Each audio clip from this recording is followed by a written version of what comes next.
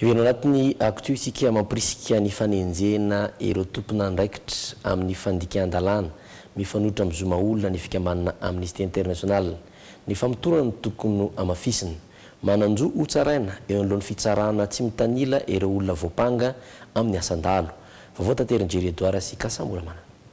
Tao amin'ireo dahalo mpangalatr'omby misy amin'izy ireo aza vonoina tsotro zao hoy Dibrose Mukena taleny Amnesty International aty amin'ny faritra Afrika Atsinanana. Ny polisy pirenena sy ny tafika no anisan'ny voatonona matetika amin'ny herisetra miseho amin'ny dahalo mpangalatr'omby. Tao anatin'izay taona maro izay no nahatsikaritra ny fitombon'ny fampijaliana tao amin'ny dahalo izahay. Misy ny famonoana olona amin'ny fomba mahatsiravina saingy tsy misy voahenjika ireo tompon'andraikitra. Manampitosika ny tsy fisian'ny maty manota izany ho iatrany Dibrose Mukena. Mampirisika ny fanenjehana ireo tompon'andraikitra amin'ny fandikan-dalàna mifanohitra amin'ny zoma olona ny fikambanana. Ny famotorana no tokony hamafisina. Mananjo tsaraina eo anoloan'ny fitsarana tsy mitanila ireo olona voapanga amin'ny asan-dahalo. Tsy izay tokoa no mitranga matetika fa ny fandoroana tanàna sy ny fampijaliana olona. Tahaka nazo ireo olona miisa 7 voaroroy tamina fanafiana tranombarotra iray tao Betroka notifirin'ny polisy. Mbola raiky tapisaka an-tsaina ihany koa ny nahitana fatin'olona 3 mifatotra tao amin'ny renirano Onive ny faran'ny volana Mey teo. Nahitana diana kapoka ny vatan'ireo 3 lahy voaroroy tamin'ny halatra fitaovam-piadiana. Mpianatra iray mandidina ny 12 taona no hita faty tao amin'ny toerana nanaovana andro masoazy tao Maroantsetra tamin'ny volana Aprily. Voaroroy tamin'ny famakiana trano io tovolahy io ary nahitana diana kapoka ihany koa ny vatany. Mampatsiahy ny tokony hisian'ny fitsarana marina sy tsy mitanila ho an'ireo voaroroy ny Amnesty International voarara ny fikasihan-tanana mba ho fanajana ny zon'olombelona. Tsy mbola re ny toy ny raharaha an-tsakabary nandoroan'ny polisy tanàna rehefa niharany fitsaram-bahoaka ny naman'izy ireo. Vehivavy iray no niarany fisolokiana tamin'ny alalan'ny Facebook natao nampanakanto evanjelika iray. Nitory ilay vehivavy kanefa dia nitory ihany koa ilay lehilahy nisoloky azy. Toy izany vaovao makasika izany sy ny toy ny fiakaran'ny raha tena fitsarana andro. Tsy kely lalana ny ratsy ary tsy manana tandroka. Vehivavy malagasy iray mpila ravinaritra avy any ivelany no niarana fisolokiana nataona lehilahy malagasy iray izay mpanakanto evanjelika malaza eto Madagasikara tamin'ny alalan'ny faneresarana tao amin'ny tambazotrana Facebook noho ny sehony tantara tany amin'ny volana febroary tanoany. Nakany lehilahy vola manodidina 1,10 tapitrisa ariary ilay ramatoa mba hamohan'ny fiara iarahan'izy ireo miasa. Tsy nisy akory anefa izany ary mbola nitaky vola fanampiny ilay lehilahy. Izy aloha natokisako anazy fantatry izy hoe mpira evangelika malaza eto Madagasikara. Mareko etona fa zahako tsy mipetraka eto Madagasikara fa any France. Dia izay zany natokisako anazy fandraisako taminy hoe izy mitory filazantsara dia niteny tamiko izy hoe conseil technique an'ny président Andry Rajoelina sy prime ministre Tsay PM. Dia nanao fisolokiana avolenta tamiko zany io olona io mareko eto fa lehilahy ilay izy. Dia rehefa nanao fisolokiana tamiko izy dia niteny tamiko hoe mpiasan'ny douane etc. Dia avy eo izy rehefa niteny mpiasan'ny douane dia hoe misy tomobile zany rahanay miasa hoe ara-iasa zay amin'ny alalan'ilay tomobile zany dia naka vola tamiko izy. Dia nefa rehefa taty aoriana zany hoe varotra ny tomobile izy dia niandra ilay vola foana dia tsy naveriny mihitsy ilay volako dia mbola nindrana 25 millions mareko etona nindra 25 millions indray taty aoriana satria nilaza izy fa tratra ny contrôle de douane ny fisolokiana nataony dia nalefa mariako fa nalefa ny taty amiko io taratasy lazainy fa natratrarana azy hoe nangalatra sonia izy dia nalefa ny taty amiko dia mbola naka 25 millions taty amiko indray izy fa tsy nameko intsony satria fatako hoe fisolokiana nataony tamiko. Dia rehefa nanomboka nitaky tsy nazo an'ilay 25 millions taty amiko izy dia nitezerany ako dia nitapany ny fifandraisana tao amin'ny FB. Dia rehefa nitapany dia nanomboka nitaky an'ilay vola amin'izay aiza amin'izay ilay volako fa ohatrany tsy hita hoe aiza ilay tomobile ny promettre teneniny tamiko zany. Dia izany indray no nanaovany vavabe hoe tsy mahalala anahy nga zahako zanaka colonel izay tsy tononoko anarany eto colonel manamboninahitra tao amin'ny teteza mita. Rehefa tonga teto Madagasikara ilay ramatoa andro vitsy lasa izay dia nimeraka fitoriana teny amin'ny Zandary niaraka tamin'ny mpirofo ny fampiresahan'izy ireo tamin'ny afatra miafina sy tamin'ny oronan-peo. Niaiky ilay lehilahy kanefa nivadika ny rasa omaly. Izy zany tao amin'ny gendarmerie izy efa nanaiky hoe ananako vola izy fa tsy ilay somme nalainy taty amiko zany fa nahenany ilay somme zay fa zaho manana pirofo fa zay ilay somme. Dia nefa taty aoriana moa izy indray zany izao no mitory izay no tena marina. Ohatrany hoe le zany efa vita be feton amin'ny gendarme zany hoe nanaiky izy fa andohan'le vola dia aveo ny vadia indray zany maly dia nitoriana anazy hoe nitoriana anahy indray zany hoe ohatrany hoe za indray zany no nisoloky aminy hoe tsy zany le somme manalainy tamiko fa lasa mivadika resaka zavatra anabe zany izy lasa zavatra ohatrany hoe navadiny indray zany le resaka dia lasa izy indray zao no mitory nandalo tena fampanoavana ny raharaha androany ka nampidinina ponja vonjomaiky ilay lehilahy mpanakanto evanjelika ary amin'ny 20 aogositra ho avy izao no iverina ny fitsarana izany. Ny farandroany kosa ny manasa-dalana amin'ny K-pop World Festival tao amin'ny plaza Ampefilo nandritry ny Egeo Show andia fafito andro faharoa. Roapolo isan'isany ireo voasokajy hiatrika an'ilay famaranana fa araka ny fahaizan'ireo mpifaninana kosa nefa no hijerena izany. Mbola maro ireo tarika mpifaninana efa nandray anjara tamin'ilay K-pop World Festival teo aloha no mbola niverina nandray anjara indray. Misy ihany koa ireo vao niditra tao anatin'ny faninana. Iray ihany ny tanjona ho an'ireo mpifaninana dia niakarana amin'ny dingany farany any Korea Atsimo amin'ny volana Oktobra. Feno Ajarianina sy Aina Raona. Nozaraina ireo tarika mifaninana amin'ny K-pop World Festival raha efa niakatra lampiazo omaly ny atsasany dia nofananana androany ihany koa ny an'ireo tarika ambiny hafa. Anisan'ny efa nandray anjara hatramin'ny sian'ny K-pop World Festival teto Madagasikara ireto tarika mpanao dance cover manaraka ireto. Amin'ireo tarika sasany dia mazava ny tanjona ny azo ny Korea Atsimo. Ndraisana anjara ty zany mba hoe pour le fun osa no tena marina no tamin'ity tena mpamarina sy tena zavatra loatra zay moa zany. Ny antony andraisana anjara hatramin'izay no zany misy fitiavana an'ilay izy. Tena mahafinaritra anay no mandino zay no tsy lainga. Fa miezaka foana izay mba hanao zavatra tsara. Na tena sarotraritra nanao an'ity compétition tamin'ity fotoana ity. Ny antony nandraisana anjara tamin'ny K-pop World Festival dia satria zahay tia K-pop dia tia mandihy koa. Mba ampisehovanay hoe gasy konkoa mahavita manao danse cover ohatran'ny vahiny rehetrarehetra. Danse ny anisan'ny passion anay indrindra dia hoe le tena hoe tanjona amin'ilay izy tsy dia tena hoe andresina tsy fa juste hoe misamuse eny ambony scène zany zavatra tena important moa koa hoe maneho an'ilay passion en tant que K-popers. Toy ny fianarana dihy dia mila fahamatorana ihany koa amin'ny fianarana ireo tononkira ho an'ireo mpandray anjara amin'ny taranja hira.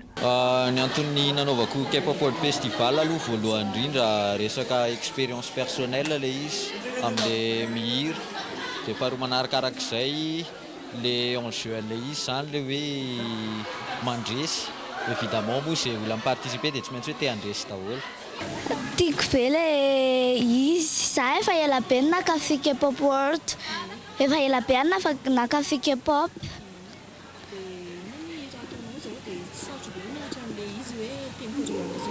Tsy sarotra satria za efa mpakafy dia mora kely. Amin'ny 20 Jolay no ataony lalao famaranana ho amin'ity K-pop World Festival ity Madagasikara manokana. Aorian'izay no hahafantarana ny tarika mpandihy iray sy tarika mpihira iray hiady ny toerana ahafahana mihazo an'i Korea Atsimo eo amin'ny sehatra iraisam-pirenena.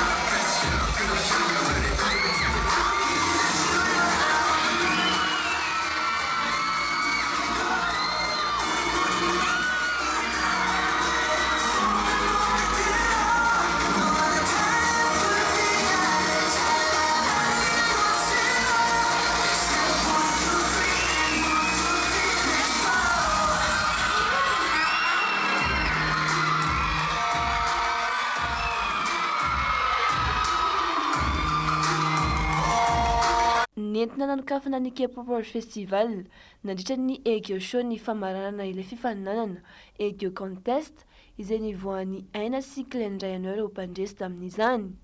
Le Egeo Contest ohatran'ny défi ilay izy hoe manao mahafatifaty. Dia beda be koa moa zany ny artiste tiako mahafatifaty dia ohatran'ny hoe mahafinaritra anahy mimité an'zareo.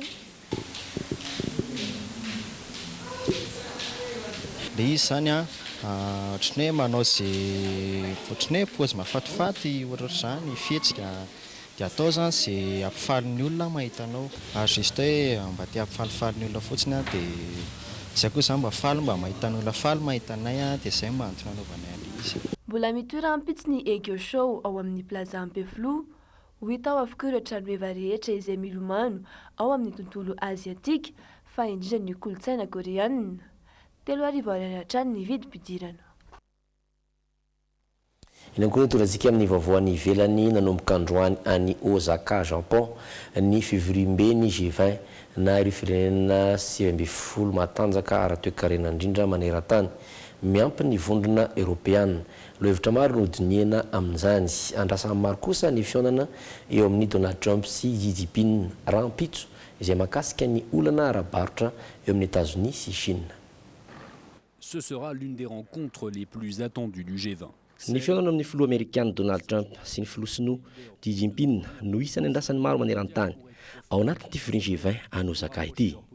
Marena mantsy fa ireo firenena roa ireo no mitana lalina voalohany ara-toe-karena maneran-tany kanefa misedra fanolanana amin'izao fotoana. Mifandindran-dalana amin'izay ny resaka momba ny nukleary ao Korea Avaratra. Everiny ho afaka ataon'ny filoha sinoa fiandry sy tombony ho azy ny fiandaniny amin'ny Kim Jong-un makasika io resaka io ka afaka mampifandanja ny tanjany amin'ny États-Unis. Lo hevitra mafana ihany koa ny fanolanana eo amin'ny Iran sy États-Unis. Isan'ny mikendry ny anelanelana amin'ny raharaha io ny vonona Europeana, ny fanjakana sinoa ary Rosia. Hodina mandrity fivorian'ity ihany koa ny momba ny fiovaovan'ny toetrandro. Mbola miperaka mantsy ny olana eo amin'ireo firenena mikambana momba ny paikady ho raisina hiadina amin'izany. Rahampitso ny farany ity fivorian'ity. Andrasana izay tatitra momba ny tapaka mandritra izany. Là encore, les divergences sont nombreuses. Si les Européens... Fataoriny lay trangana asa fampiorona niseho tao Tunis omaly dia nao fanambarana ny vondrona Daesh fa izy ireo ny tomponantoka tamin'izany. Etsy andaniny nao fanambarana ny gouvernemanta tunisiana ny amin'ny fanamafisana ny fandriampahalemana ao an-toerana indrindra amin'izao fanomboan'ny fialan-tsasatra izay mahabe mpizahatany izao. Le groupe État islamique a revendiqué... Nanambara ny mahatompona andraikitra tamin'ny fanafihana roa niseho tany Tunis omaly maraina ny vondrona islamika Daesh araka ny vaovao tsaly olo iray ny maty ary misy avaly kosa ireo naratra vokatra ireo fanafihana roa ny sesy ireo. Niteraka fitaintaina sy fatezana amponina tany an-toerana ihany koa ny trango omaly iny. Nisy mihitsy aza nilaza fa noho ny endrim-pitonana any Tunisia no niteraka ireny trango ireny. Taona patsay indray ny tranga niseho efa taona lasa tao Tunisia iny omaly iny izay nisy fiantraikany teo amin'ny sehatry ny fizahantany. Manoloana izany ary dia nampitony ireo izay mikasa nitsidika ity firenena ity ny tompon'andraikitra tany an-toerana. Tsy misy olana fivenanana eto Tunisia. Azo antoka tsara ny fiarovana ireo mpizahatany izay tonga mitsidika eto. Ny fanjakana Tunisiana ihany koa dia nanambara fa hitan'ny filaminana any an-toerana. Marina fa afaka 5 volana no tanterahana ny fifidianana filoham-pirenena sy parlementaire any Tunisie. Élu en 2014 et âgé de 92 ans, il est dans un état critique. Amin'ny valora sy 20 minitra alina izao fa lasa dia lasa ny fotoanantsika ndao toy izy avy hatrany amin'ny tapany faharoa nomboantsika izany ny antsofonjy ao anatin'ny SOS.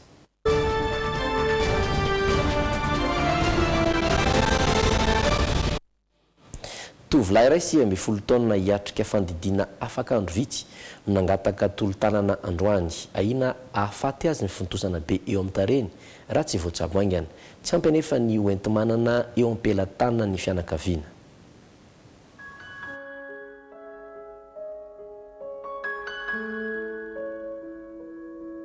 Tsy fantatra mazava izay ny hevian'ny fivotosana lehibe eo amin'ny tareny ity tovolahy ity. Teo faheritaona teo zao nahazoaka an'io resaka ohatsa amin'ny kely mivoto zany izy dia lasa nokokorina ilay izy dia lasa nitatra be dia hatramin'izao ilay izy mbola manaintaina azy tsy afaka niaza intsony satria manaintaina be ilay izy dia lasa atorana matetika. Karazana bibikely no ao anatin'io fivotosana io araka ny fitiliana natao tany amin'ny dokotera raha ny nambaran'izy ireo. Ahina hitarika hatramin'ny fahafatesana izany raha tsy voatsabo. Tsy maintsy hiatrika fandidiana araka izany ity tovolahy ity. Volabe no ilaina hoenti-manana ao amin'izany ka mangataka fanampiana avy amin'ireo malala-tanana izy. Mbola tsisy fitsaboana zany nandritra an'izay heritaona izay fa zao vao tsaboana teny dokotera mifankitira efa be da be no omeny dia valerany 7 millions fotsiny zany no fandidiana azy fanafody tsy ao anatiny. Afaka 2 herinandro eo izy no tokony hiatrika izay fandidiana izay raha ny fiampitoana no meny mpitsabo. Ny laharana 034 13 990 04 izay efa misoratra eo ambany no afana mifanerasera aminy na andefasana fanampiana ho an'izay manaka tolotra hitsaboana azy.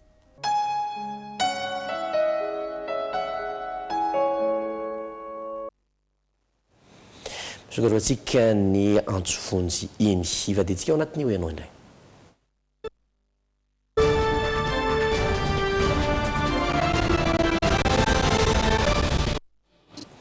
Isan'ireo vahintsika nandritry ny fetiny amby roapolo jona ireo miaramila komoriana nanao ny matso niaraka tamin'ny miaramila gasy miaramila hafa ihany koa nandidina izay nanontaniana atao anaty ianao hoe fantatrao ve iza ny renivohitry Komoro?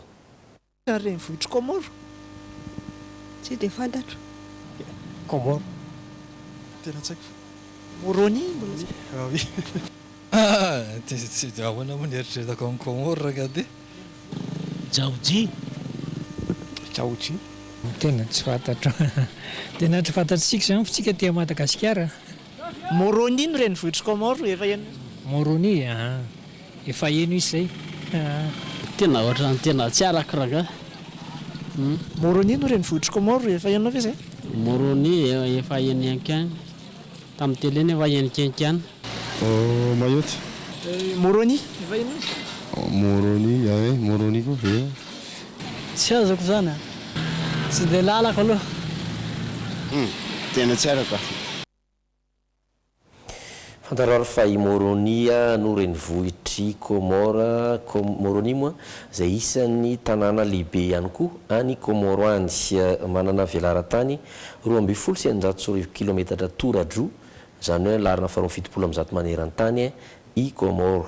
Izy dia zanatany frantsay ihany koa ka ny 9 Jolay dia 77 no nahazo niverena amin'ny fahaleovan-tena ny Komoro. Darisika anaraka ny insolite.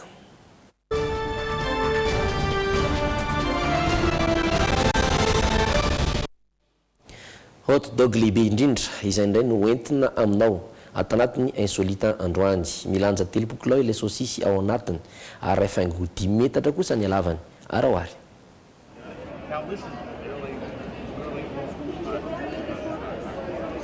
Ity no hot dog lehibe indrindra milanja 3 kilao be zao ny sosisy asesika ato anatin'ny ty mofo ity. Rehefa haingo 10 metatra kosa ny halavany. Araka izao hitantsika izao, lehilahy telo mifanimana ny bata azy. Come on, clap for them, people.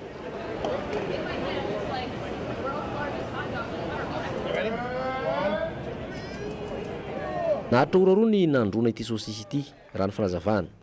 Nahavokolona maro izy ity rehefa nitapatapahana. Marina fa andalana manao ny fanadihadiana amin'ny anoratana azy ity ao anatin'ny boky Guinness des Records ny tompona andraikitra amin'izao fotoana.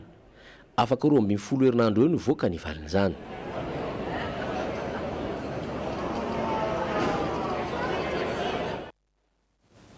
Marantsika zoto manaratratra eo mpisakafoana ianareo. Ny amarantsika fiarahana dia ny fampafantaranao ny toetr'andro any rampitso.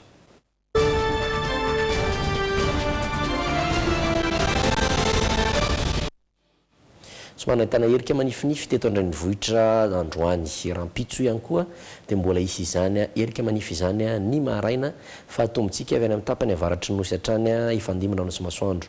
Any amin'ny faritry Diana ary anerika ihany koa ny amin'ny faritry Sava. Ho an'ny faritany Mahajanga dia mbola mafantatrany any Betsiboka izay ifandimbiasan'ny rano sy masoandro sy ny Boeny sy Melaky. Raha toka tsy hita masoandro kosa isy herika ny any amin'ny faritry Sofia. Amin'ny faritany Tomasina hitantsika antsara zao fa dia hitohatra ny herika sy ny orana any Antsinanana, Analanjorofo ary Alaotra Mangoro. Ho aneto an-drenivohitra dia somary tsy ahita masoandro tsika rampitso raha vovinavina indrindra fa ny faritry Analamanga afaka nakatra Itasy Bongolava izay isy herika manify hatrany. Torak'izany ihany koa ny any faritany Fianaratsoa izay misy mifaritra amin'ny Matsiatrambony, Moromany, Vatovavy, Atsimatsinanana ary Iorombe. Ary ny farany any amin'ny faritany Toliary dia ifandimina sy masoandro any Menabe satria mandrefana ary Androy. Somary anerika kosa ny any amin'ny faritry Anosy. Amin'ny 9 sy 13 minitra ny posaka masoandro rampitso, amin'ny 10 sy 13 minitra kosa no ilentika izany. Tapitra fiarahantsika teto amin'ny JT ho any androany fanomezana fotoana ho any rampitso indray amin'ny 7 sasany takariva izay kosa metraka mandram-piona ary manasanao anaraka hatrany fandarana eto amin'ny Jomina.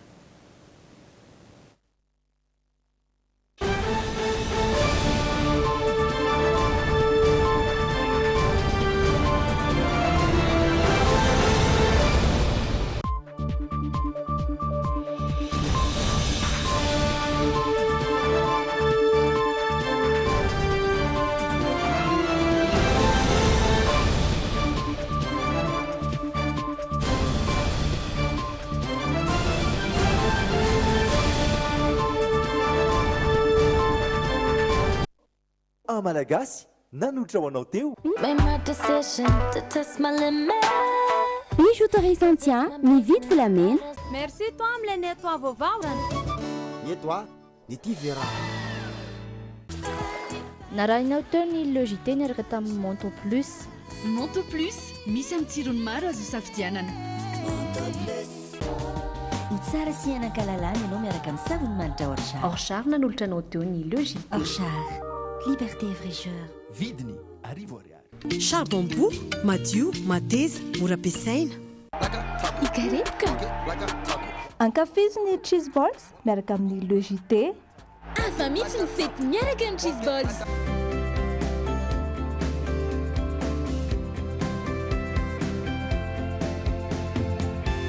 Sanifère, le meilleur. Miaraka amin'ny Softex, milamina be za, tsisy olana mihitsy. Softex, pour nous et tellement nous. Talia ilay serviette tokana vita eto Madagasikara, izay tsy misy toazy mihitsy. Matokisa n'ilay kalitao tokany Talia. Talia nanolotra anao teo ny logité. C'est mou. C'est doux. Mogul, c'est trop bon avec le JT. Jovena, source d'énergie. Vous a présenté le JT. Vous aussi, préservez votre patrimoine avec l'assurance incendie. Art, vivre et entreprendre en toute sérénité.